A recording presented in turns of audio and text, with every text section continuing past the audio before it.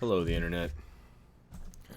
Let's today talk about gear a little bit, since that's what everybody wants to talk about, anyways, huh? So, when you watch the YouTube, you see endless debates about what length of rifle to get, whether you should get a red dot or an LPVO or a prism or an MPVO, whether you should get a chest rig or a belt kit, or if you don't have armor, you're going to get clapped, right? There's kind of two spectrums here. You see a lot of people saying, like, this is it, this is the best, this is what makes sense, this is what you need, period. And then you see a bunch of people being like, you don't know what you're going to have, what the mission set you're going to have is, so you need to have everything. And they've got like 12 ARs, and 13 different chest rigs for every different possible type of situation scenario they can think of. They got a whole loadout for that, right? Where's the in between? How do we be ready for anything? Because anything could happen and we don't know what our mission set's going to be. That's true. But also, how do we keep the amount of items we have to purchase and carry and take with us to a minimum, right? Because funds are limited and space is limited.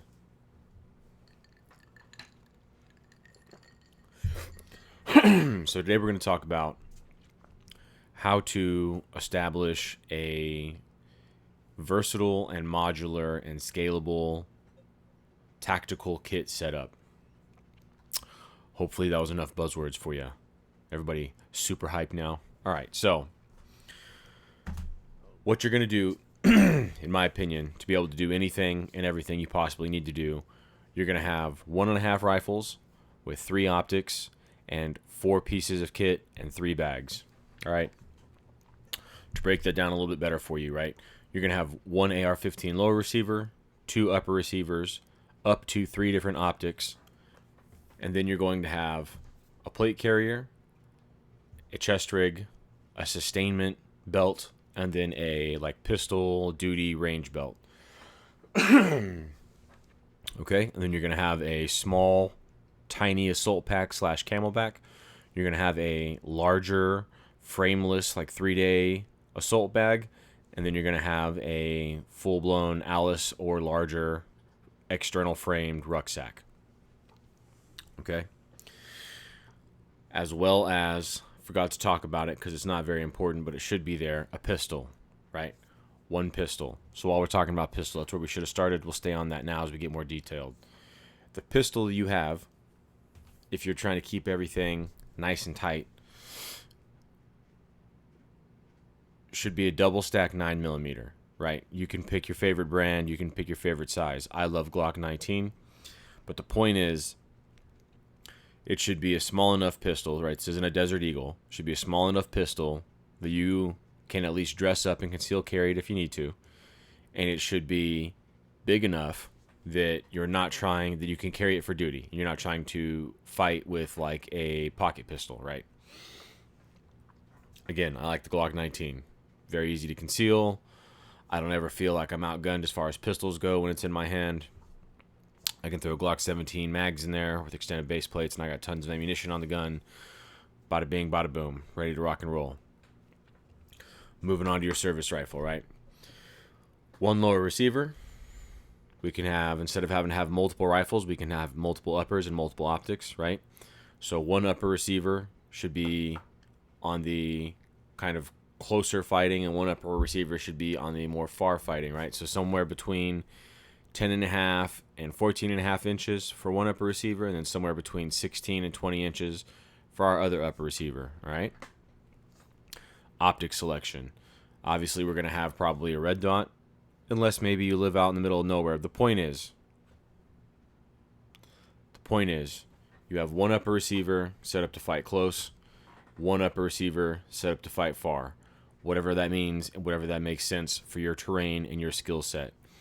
And then if you feel like there's a large gap in there, what you can do is buy a 3rd optic and have at least 2 of these optics have QD, return to 0 mounts, right? and then select one of your uppers that you can swap 2 optics between. Make sense? 1 lower receiver, 2 uppers, 3 optics. Okay, for me, what that looks like for me, I have a 13.7 inch upper. It's got an EOTech and a 3x magnifier, soon to be swapped out for a 5x magnifier.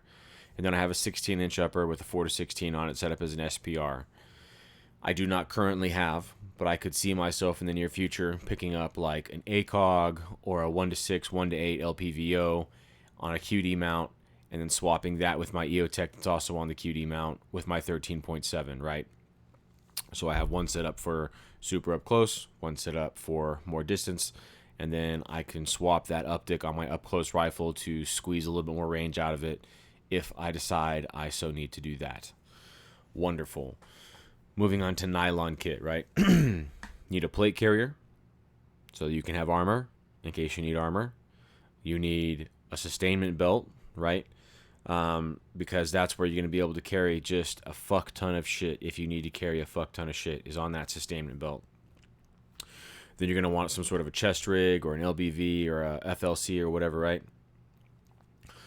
Non-armored upper body nylon, okay?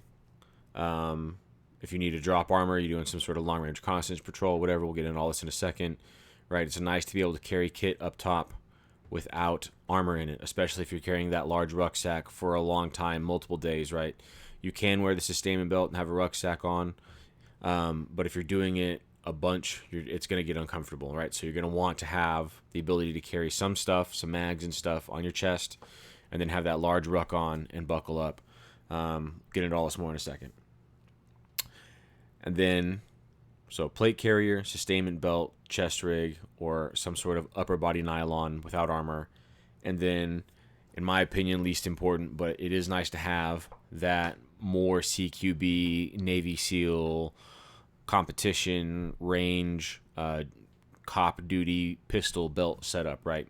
A belt set up to support your pistol and pistol mags and all that kind of jazz, all right? So, and then we'll talk about rucks, bags. You want one that's basically a Camelback Plus, a super small assault pack, a larger frameless assault pack, right? So if you actually needed to do a traditional assault where you need to live for a day or two after the assault, that's the pack you would take. And then we need a full-blown rucksack that we can theoretically live indefinitely out of, take all of our sleeping system and carry a bunch of weight and tents and food and water and stuff, right? Cool. Then we can mix and match all of that for whatever makes sense, right? Helmets, a bump helmet and a Kevlar helmet, right? One bump helmet, one ballistic helmet. In my opinion, your bump helmet should maximize breathability and lightweight and all that, so it probably should be a high-speed cut and whatever, fast-style helmet. And then your ballistic protection helmet, you probably want to maximize ballistic protection. So I would go with at least the half, if not full, ear cover on that ballistic helmet, because the whole reason you're wearing it is there's a bunch of fucking shit flying around and you want the max amount of protection. So get the max amount of protection. Boom. Cool. So let's talk about, you don't know what you're going to do. You don't know what you're going to do, right? You could be in a policing situation. You could be in a urban situation. You could be attached to vehicles. You could be on some sort of long range, walking all day, nonstop reconnaissance patrols, or whatever the case is. You could be general light infantry, right? Very similar, a bunch of walking. You could be doing some sort of direct action or dedicated assaults. You could be in a established defensive position, or you could be conducting guerrilla operations, right? I think most things that a civilian Minuteman could see himself doing fit within those categories. So let's kind of talk about it. If you're in that policing role, well, you're probably going to just wear your duty range pistol belt and then possibly carry a rifle. If you're in a high urban situation, you're probably going to want to carry your pistol belt, right? Because it's nice to have a pistol in a super urban situation. It's another tool you can use to clear small spaces, deal with vehicles, deal with people while you search them, stuff like that, more than it is there to transition high speed when your rifle goes dry. So a pistol belt and the plate carrier, right? A bunch of armor, probably your ballistic helmet as well, because you're in an urban situation. It's impossible to use micro terrain, and it's impossible to have good angles of fire on the enemy, right? They could be anywhere at any time, and there's not a lot of shit for you to hide behind.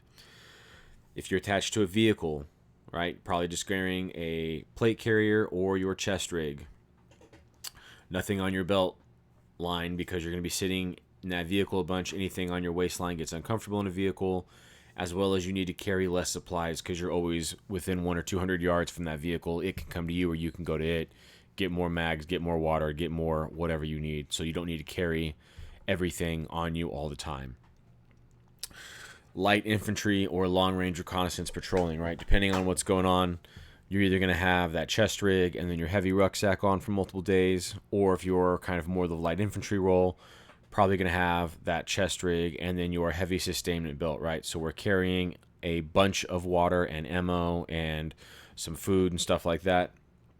Probably dropping armor because we're walking all day and we're not really trying to do a bunch of direct assaults anyways. And so that would be our light infantry loadout or long-range reconnaissance patrol loadout. If we were just on a working party, right, just working around the ranch or building something or whatever, but in a non-permissive environment, we could just wear that belt. As well as just like simple security patrols, we could just wear that sustainment belt and a rifle. On the actual assault, we probably want to carry our plate carrier as well as a sustainment belt, right? So we want armor because we are assaulting. But we're also going to be taking a bunch of ammunition, especially, and water with us because we're going to be expending a bunch of ammo. So at least in the beginning, we're going to be way down, but the plan is that we're going to be shooting a lot. So as the day goes on, we'll get lighter and lighter. But if we don't have the pouches and those magazines in those pouches, we won't be able to last the whole assault. And then lastly, some sort of guerrilla operations would likely just be a chest rig or possibly a sustainment belt. Something quick and small that you can throw on and stash away or hide in a bag or whatever. It gives you the minimum amount of magazines to conduct some sort of a ambush or harassing fires and then skedaddle on out of there. So, excuse me. Hopefully that illustrated that with a relatively small amount of stuff, right? 1 lower receiver, 2 uppers, 3 optics, 4 pieces of kit, and 3 bags. All of that fits in a very small package that you can deploy with or keep in one closet or one box or whatever the case is, right? Shouldn't break the bank. You don't have to buy 42 different chest rigs, okay? And 16 different ARs. So that is a versatile, modular, and scalable outlook on how to set up your gear theoretically as a Minuteman. Boom. Have a great one, kids.